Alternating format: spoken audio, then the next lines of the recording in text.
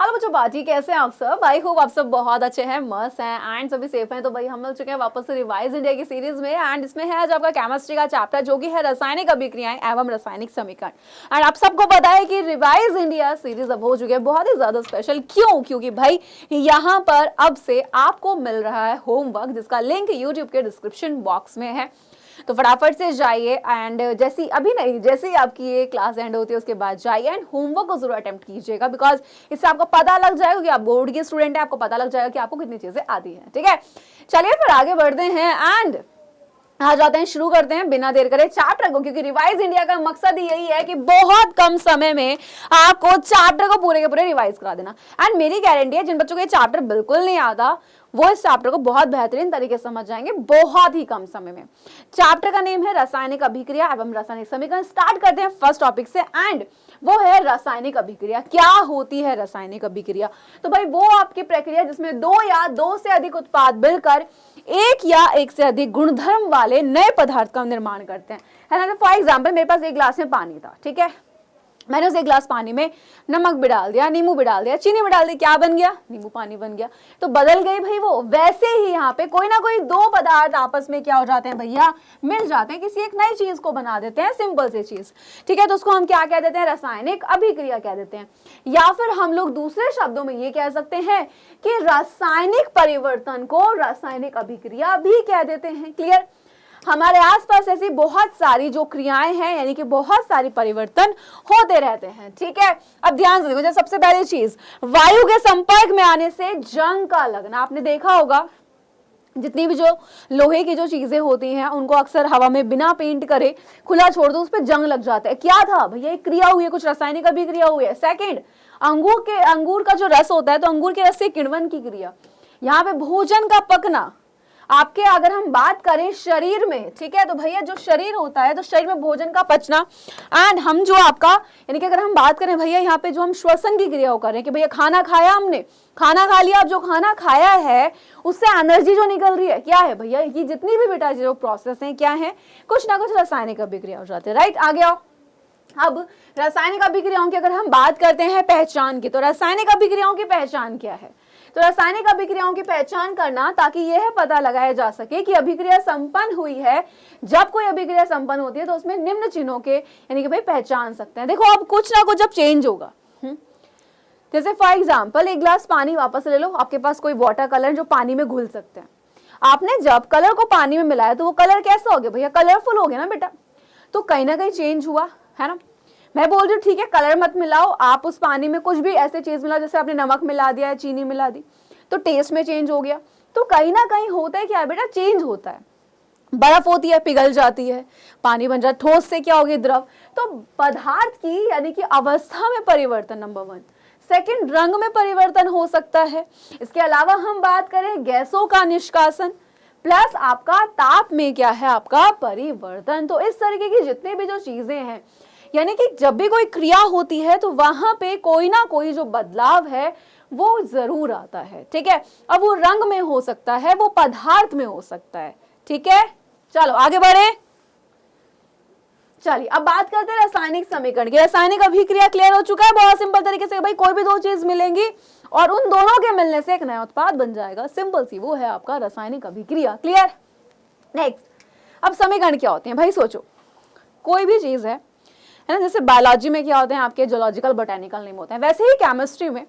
अब यहाँ पे फॉर एग्जांपल मैग्नीशियम है तो उसको हम किससे दर्शाएंगे भाई? Mg से दर्शाते। कैल्शियम है किसको? Ca से। तो यहाँ पे जो भी आपके वर्ड या फिर जो भी चीजें इस्तेमाल की जाती हैं उन सब के क्या होते हैं? अपने अपने मतलब होते हैं, अपने अपने अर्थ होते हैं शब्द के। राइट, तो यहाँ पे प्रदर्शित किया जाता है। जैसे मैग्नीशियम को हमने Mg से कर दिया, वैसे ही बहुत सारे केमिकल हैं और हर केमिकल का क्या होता है बेटा? एक केमिकल फॉर्मूला होता है। और अगर वो केमिकल फॉर्मूला आपको पता है तो आप जो समीकरण है, जो रिएक्शन है, उसको इजीली बना लेंगे। बनाने को तो आप हिंदी में बना सकते हो, लेकिन कहीं ना कहीं केमिस्ट्री के अगर आप स्टूडेंट रहते हैं तो आपके लिए बहुत जरूरी हो जाता है उन आपके जो केमिकल फॉर्मूला होते हैं उनको याद करना। तो रासायनिक समीकरण की अगर मैं बात करूं तो होता क्या है कि जब एक मैग्नीशियम, यानी कि भाई एक एग्जांपल दिया है यहाँ पे कि क्या है, ठीक है, तो जब एक मैग्नीशियम रिबन को अगर मैं बात करूं, यहाँ पे वायु में क्या किया जाता है बेटा? आपका अगर हम बात करें जलाया जाता है तो क्या होता है? हाँ जी, तो क्या होगा, तो भाई वहां पे अगर हम बात कर लेते हैं आपका मैग्नीशियम जो ऑक्साइड है उसमें परिवर्तित हो गया। एक बार रिएक्शन को ध्यान से देखो नीचे वाली, देखा, चलिए अब यहां पे क्या दिखा रहे कि भैया मैग्नीशियम है प्लस ऑक्सीजन है, ये क्या है अभिकारक, अभिकारक क्या है जिनसे मिलकर बनती हैं चीजें, जो कि हम अभी आगे पढ़ने वाले हैं, राइट। और क्या बन चुका है मैग्नीशियम ऑक्साइड, यही तो कहा गया है कि भाई जब मैग्नीशियम रिबन को वायु में जलाया जाता है तो मैग्नीशियम ऑक्साइड में परिवर्तित हो जाता है। ये एक रासायनिक अभिक्रिया के लिए एक कथन है, परंतु इसे निम्न तरीके से हम लिख सकते हैं, या तो देखो जो हमने पूरी थ्योरी एक्सप्लेन करी है, ठीक है, जो इस तरीके से चीजें लिखी हुई है, या तो आप इस तरीके से लिख लो, या फिर आप क्या कर सकते हो कि भाई जो भी आप थ्योरी लिखते हो उसको इस तरीके से एक लाइन, एक समीकरण के रूप में प्रदर्शित करना। क्या है रासायनिक समीकरण, ये यही तो बता रहे कि भैया मैग्नीशियम था प्लस ऑक्सीजन की उपस्थिति क्या बन गया इनको मिला के मैग्नीशियम ऑक्साइड। तो जो भी अभिक्रिया हो रही होती है उसको एक समीकरण के रूप में दर्शाना आपका रासायनिक समीकरण। क्लियर हुआ कि अभिक्रिया और समीकरण क्या है। आगे आ जाइए नेक्स्ट, ये वाली जो क्रिया हो रही है कुछ आपको जो यहाँ पे हमने प्रोसेस पढ़ा है वो यही चीज को बता रही है। ये रही आपकी समीकरण। एंड अब लिखते कैसे हैं समीकरण को, रासायनिक समीकरण लिखी कैसे जाती हैं, तो याद रखना यहां पर आपका दो चीजें होती हैं। नंबर वन इज अभिकारक, ओके। सेकंड अगर मैं बात कर लेती हूं आपका वो हो जाता है उत्पाद। क्लियर, क्लियर है। अब आगे आ जाओ, यहां पे अभिकारक कौन होते हैं बेटा, अभिकारक आपके हो जाते हैं जिनसे चीजें जो है वो मिलकर, यानी कि जो बना रहे हैं एक नई चीज को, ठीक है। अब यहां पे अगर मैं बात करूं अभिकारक को लिखा जाता है बाईं ओर, यहाँ पे दो चीजों से मिलकर बना तो दोनों के बीच में हमने प्लस का साइन लगा दिया, क्योंकि प्लस का मतलब होता है जोड़ के, भैया इन दोनों के मिलने से हुई है चीज। यहां पे क्या आ जाता है बताइए, क्या आ जाता है, यहां पर आपका आ जाता है उत्पाद। उत्पाद क्या होता है, जो नई चीज बनकर आ रही है, तो इसको हम लिखते हैं दाईं ओर। एंड दोनों के बीच में हम इस तरीके से कि भाई अभिकारकों के मिलने से क्या बना है, जिस जो बन रहा होता है उसकी तरफ तीर के निशान को लगाते हैं एंड कहते हैं कि ये चीज यहाँ पर बनी है। ध्यान से देखो यहाँ पे, एंड आपको दिख रहा होगा कि भैया अभिकारकों के मिलने से कौन बना, एक नया उत्पाद बना, ओके। अब कंकाल रासायनिक समीकरण, ठीक है, आपने एक समीकरण देख रहे हो, तो इस समीकरण को अगर आप देखोगे तो क्या लिखा है कि भाई तीर के बाईं और दाईं ओर के परमाणुओं की संख्या को गिनो, प्रत्येक तत्व के दोनों ओर अणुओं की संख्या जो है वो समान नहीं है। ऑक्सीजन के परमाणुओं की संख्या थोड़ी सी कैसी है, असंतुलित। देखो इधर O2 है लेकिन इधर खाली सिंगल O है, ठीक। तो ऑक्सीजन के परमाणुओं की संख्या थोड़ी कैसी है, असंतुलित, यानी कि भैया दोनों तरफ जो है वो संख्या बैलेंस नहीं है।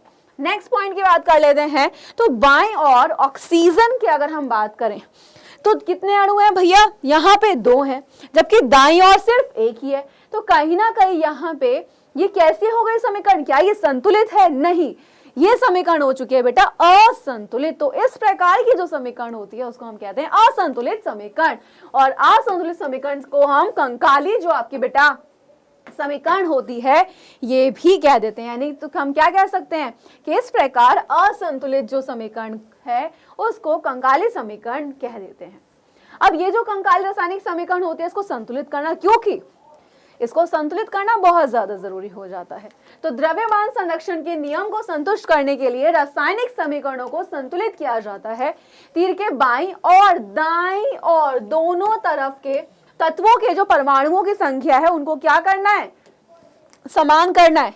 क्योंकि एक असंतुलित जो समीकरण होती है उसको क्या किया जाता है, बैलेंस किया जाता है, यानी कि संतुलित किया जाता है, जिसमें दोनों ओर के तत्वों के परमाणु जो होते हैं बेटा वो समान हो सके। यानी कि भाई आप समान हो सके, यानी कि भाई समान हो जाएंगे। तो लेकिन इसे हम क्यों कर रहे हैं, इसका महत्व क्या है, तो यहाँ पे हम यही जानेंगे। क्योंकि बेटा आप कोई भी अगर समीकरण लिखोगे तो उसको बैलेंस करना बहुत ज्यादा जरूरी होता है, ठीक है। यहाँ पर ये दर्शाया गया कि भैया किस तरीके से है, बैलेंस किस तरीके से किया गया है, एक एग्जाम्पल दिया था बेसिकली यहाँ पर, इसलिए, ठीक है। चलो एंड आगे आ जाते हैं यहाँ पे, हाँ जी, सीधा इस वाले पॉइंट पे। तो रासायनिक अभिक्रियाओं के प्रकार की बात करते हैं। तो भाई रासायनिक अभिक्रियाओं के अगर हम प्रकार की बात करें तो यहाँ पे संयोजन अभिक्रिया आ जाता है, सेकंड आ जाता है आपका वियोजन, ठीक है, जिसको हम अपघटन भी कह देते हैं। थर्ड इज विस्थापन आपका, फिर आ जाता है द्विविस्थापन अभिक्रिया, एंड उसके बाद आ जाता है आपका उपचयन और अपचयन। ठीक है, तो ये अभिक्रियाओं के प्रकार होते हैं, काफी एग्जाम में पूछे जाते हैं। उपचयन अपचयन भी मोस्टली पूछा जा चुका है, संयोजन वियोजन भी। आ जाइए संयोजन की बात करते हैं। देखो संयोजन का मतलब ही हो जाता है जुड़ना। ठीक है, तो ये मतलब है तो ऐसी रासायनिक अभिक्रिया जिसमें दो या दो से अधिक पदार्थ आपस में क्या करते हैं, संयोग करते हैं, और संयोग करके क्या करते हैं, एक ही चीज को बना देते हैं। ठीक है, तो ऐसे को हम कह देते हैं संयोजन अभिक्रिया, और इसे योगात्मक या संयुग्मन अभिक्रिया भी कहा जाता है। क्लियर है? आगे आओ। अब यहाँ पे कुछ एग्जाम्पल दिए गए हैं किसके, संयोजन अभिक्रिया के। देखो यहाँ पे ये दो चीजें थी ए एंड बी, इन दोनों के मिलने से क्या हो गया, ये नई चीज बन गई। क्या हुआ, जुड़ गए, संयोजन हुआ। तो बस यही एक इस डायग्राम के थ्रू ये दर्शाने की कोशिश करी है। एक्चुअली आपको कुछ कुछ रिएक्शंस लिखनी पड़ेगी, जैसे कोयले का दहन हो गया, आपका जल का निर्माण हो गया। ये सब क्या बता रहे हैं कि भैया आपका कार्बन प्लस O2 के मिलने से क्या बन चुका है, CO2। नेक्स्ट इज वियोजन, जिसको हम अपघटन अभिक्रिया भी कह देते हैं। बेटा वियोजन का मतलब ही हो जाता है टूटना। ठीक है, अब है क्या, तो ऐसी रासायनिक अभिक्रिया जिसमें एक अभिकारक अपघटित होकर अर्थात टूटकर दो या दो से अधिक उत्पाद बना देते हैं। ठीक, अब देखो जैसे यहाँ पे ये जुड़े हुए थे, ये टूट गए, अलग हो गए, दो नई चीजें बन गई, एक ये बन चुकी है, एक ये बन चुकी है, तो इस तरीके से ए और बी नए बन गए। तो ऐसे को हम अपघटन अभिक्रिया भी कह देते हैं। और वियोजन अभिक्रिया बेटा तीन प्रकार से होती है। नंबर 1 इज ऊष्मा वियोजन, जिसमें ऊष्मा का द्वारा यानी कि वियोजन होता है। वैद्युत वियोजन क्या होता है भैया, जिसमें विद्युत धारा जो होती है वो प्रवाहित किया जाता है और तब वियोजन होता है। एंड लास्ट इज प्रकाशीय, नाम से ही क्लियर है कि भैया जहां प्रकाश की उपस्थिति है, तो सूर्य के प्रकाश की उपस्थिति में होने वाला वियोजन। क्लियर है? ओके है, यहां तक चीजें क्लियर? आगे आ जाओ। ऊष्मा वियोजन यहाँ लिखा हुआ है, एंड आपके सामने लिखा हुआ है कि ऊष्मा द्वारा यहाँ पे किया गया आपका जो वियोजन है, यानी कि किस तरीके से वहां पे उसका अपघटन किया है, तो ऊष्मा द्वारा किया गया वियोजन। एग्जाम्पल दिया गया चूना पत्थर और किसमें, आपका CO प्लस CO2, किसके जरिए, ऊष्मा के जरिए। नेक्स्ट वैद्युत वियोजन, जिसमें विद्युत धारा प्रवाहित करने पर वियोजन हो रहा है। एग्जाम्पल आपके सामने है। एंड प्रकाशीय बता देता है कि सूर्य के प्रकाश की उपस्थिति में होने वाला वियोजन। एंड ये एग्जाम्पल काफी ज्यादा ही इंपॉर्टेंट है। ठीक है, और एक आपका मैग्नीशियम वाला। अब आगे आ जाएं, एंड नेक्स्ट इज ऊष्माक्षेपी रासायनिक अभिक्रिया। तो जिन अभिक्रियाओं में बेटा याद रखना, जिसने बच्चे ने ये क्लास देख ली, उस बच्चे के इस चैप्टर के नोट्स यूं रेडी हैं, उसको कोई और क्लास लंबी क्लास देखने की जरूरत नहीं है। जिसने ये क्लास देख ली, उस बच्चे के इस चैप्टर के एक एक पॉइंट लिखा होगा, उसका नोट्स रेडी होंगे, उसको कोई टेंशन की दिक्कत नहीं है। तो क्लास बहुत ध्यान से देखना। तो क्या बोल रहे हैं, जिन अभिक्रियाओं के उत्पाद के निर्माण के साथ साथ ऊष्मा का भी, यानी कि भाई जिन अभिक्रियाओं में उत्पाद के निर्माण के साथ साथ क्या हो रहा है, ऊष्मा का भी उत्सर्जन होता है, वो क्या कहलाई जाएंगे, ऊष्माक्षेपी। एग्जाम्पल, इसके एग्जाम्पल बहुत ज्यादा इंपॉर्टेंट है, ऑब्जेक्टिव क्वेश्चन बहुत पूछे जाते हैं। शाक सब्जियों का विघटित होकर कंपोस्ट बनना, श्वसन की प्रक्रिया, आपके स्टार्टिंग के दो एग्जाम्पल बहुत इंपॉर्टेंट, और प्राकृतिक गैस का दहन। नेक्स्ट ऊष्माशोषी क्या होते हैं कि भाई ऊष्माशोषी अभिक्रिया, जिस अभिक्रिया में अभिकारकों को तोड़ने के लिए, ठीक है, आपका प्रकाश आपका या विद्युत की क्या होती है, आवश्यकता होती है। क्लियर? वहां पे आपका ऊष्माशोषी अभिक्रिया होती है, यानी कि आप कह सकते हैं, कहा जाता है। एग्जाम्पल आपके सामने है। अब आ जाती है विस्थापन। तो ऐसी अभिक्रिया जिसमें अभिकारक में उपस्थित परमाणु या परमाणु का समूह दूसरे अभिकारक के जो परमाणु या परमाणु समूह द्वारा विस्थापित हो जाता है, उसको हम विस्थापन अभिक्रिया कहते हैं। ठीक, इसको हम इस तरीके से बता देते हैं कि अभिक्रियाओं में अधिक क्रियाशील तत्व जो होता है, वो कम क्रियाशील तत्व को उसके यौगिक से क्या कर देता है, विस्थापित कर देता है। देखो ए भी यहाँ पे ये थे, ध्यान देखना, डायग्राम को देखो, समझने की कोशिश करो। ये डायग्राम मैंने इतने सिंपल तरीके से आप लोगों के लिए ढूंढे कि आपको बहुत ईजी हो जाएगा। ए भी है यहाँ पे, प्लस सी था कोई, वहां पे क्या बना भाई, किसने यहाँ पे बी और सी क्या कर दिया भैया, उसने विस्थापित हो गया। देखो ए, वहां पे क्या चेंज दिखा, ए और सी, तो ये हमारी कौन सी है, आपके विस्थापन। तो यहाँ पे बताया गया है किस तरीके से, तो कॉपर सल्फेट के नीले रंग के विलयन में लोहे की कील डालने पर उसका रंग, नीला रंग जो होता है वो विलुप्त हो जाता है, और लोहे की कील पर भूरे रंग की परत जो है वो जमा हो जाती है। CuSO4 के नीले विलयन का रंग हरा FeSO4 के निर्माण के कारण हो जाता है। नेक्स्ट एनसीईआरटी में भी ये डायग्राम दिया गया है। द्वितीय विस्थापन अभिक्रिया की बात कर लेते हैं। तो इस अभिक्रिया में उत्पादों का निर्माण दो यौगिकों के बीच आयनों के आदान प्रदान से होता है। डायग्राम आप देख सकते हैं। एंड उपचयन या ऑक्सीकरण क्या होता है, तो जब किसी पदार्थ में ऑक्सीजन की वृद्धि, उसमें दो लाइन याद रख लेना बस, ये और ये, कि जब किसी पदार्थ में ऑक्सीजन की वृद्धि होती है और जब किसी पदार्थ में हाइड्रोजन का ह्रास होता है। और अगर मैं बात करूं अपचयन में, तो अपचयन में भी तुम्हें बस दो पॉइंट याद रखने हैं, स्टार्टिंग वाले, कि ऑक्सीजन का ह्रास होगा और हाइड्रोजन की वृद्धि। अगर तुम्हें यह पता लग गया तो भैया बस तुम्हें इतना पता है कि क्या उपचयन है, क्या अपचयन है। रिएक्शंस लिखी गई हैं यहाँ पे, ठीक है। अब नेक्स्ट टॉपिक है संचारण। संचारण क्या होता है, पहले बताया, बोर्ड एग्जाम में शॉर्ट में आ सकता है ये। तो भाई आपने अवश्य देखा होगा कि लोहे की बनी नई वस्तुएं क्या होती हैं, चमकीली होती हैं, लेकिन कुछ समय पश्चात उन पर लालिमा युक्त भूरे रंग की परत चढ़ जाती है। इस प्रक्रिया को लोहे पर जंग लगना कहते हैं। कुछ अन्य धातुओं में भी ऐसा ही परिवर्तन होता है। तो जब कोई धातु अपने आसपास अम्ल आ देता है, यानी कि कोई नमी वगैरह, यानी किसी ना किसी रीजन से क्या होता है भाई, उसके संपर्क में आती है तो संचारित होती है, और इस प्रक्रिया को संचारण कह देते हैं। चांदी के ऊपर काली परत व तांबे के ऊपर, आपने देखा होगा तांबे की अंगूठी जब हम पहनते हैं तो थोड़े समय के बाद वो हरी सी पड़ना शुरू हो जाती है, तो वो किसका एग्जाम्पल है, संचारण का ही तो एग्जाम्पल है, ठीक है। आगे की बात कर लेते हैं गाइस यहाँ पे। अब क्या आपने चांदी तथा तांबे पर चढ़ने वाली परत के रंग में ध्यान दिया है, बिल्कुल दिया है। किसकी वजह से है, तो भाई वो जो है वो संचारण के कारण ही होती है। तो संचारण के कारण इसका एग्जाम्पल बहुत ज्यादा इंपॉर्टेंट है। आपके कार के ढांचे, पुल, लोहे की रेलिंग, जहाज, धातु विशेषकर लोहे से बनी वस्तुएं, ठीक है, उनको बहुत ज्यादा नुकसान पहुंचता है। लोहे का संचारण एक गंभीर समस्या है और यहाँ पे लोहे को बदलने में हर वर्ष अधिक पैसा खर्च होता है, ठीक है। आगे आ जाइए, नेक्स्ट एंड लास्ट टॉपिक, विकृत गंधीता। तो वसायुक्त तथा तैलीय खाद्य सामग्री जब लंबे समय तक रखी रह जाती है, तो आपने देखा होगा उनमें जिप से स्मेल आती है। वो क्यों आती है बेटा, तो उपचयित होने पर तेल या वसा विकृत गंधी हो जाते हैं तथा उनके स्वाद बदल जाते हैं, ठीक। अब तैलीय वसा खाद्य सामग्रियों में अगर मैं बात करूं, आपका यहाँ पे क्या हो जाता है भाई कि उनके उपचयन को रोकने वाले पदार्थ, ठीक है, मिलाए जाते हैं। वायुरोधी बर्तनों में खाद्य सामग्री रखने से उपचयन की गति धीमी हो जाती है।